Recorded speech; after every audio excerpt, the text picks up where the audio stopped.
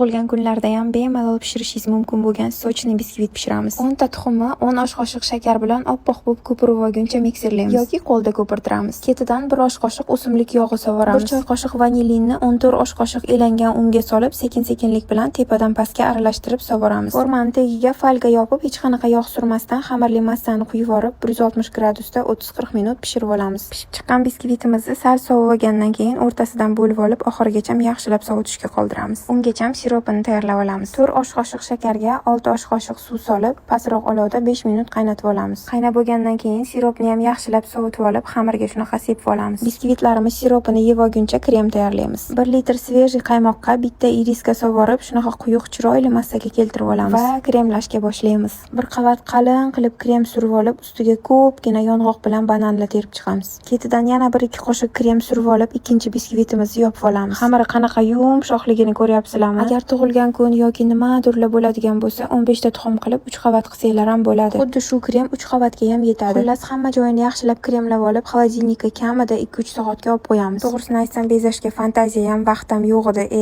Baribir o'zimiz yeymiz-ku deb shundayligicha qoldirdim. Zato anu bozordagi ba'zi tortlarga o'xshab tashqarisi yaltiroq, ichi qaltiroq chiqmadi. Sizlar xohlaganinglarcha bezab olishinglar mumkin. Всем приятного аппетита!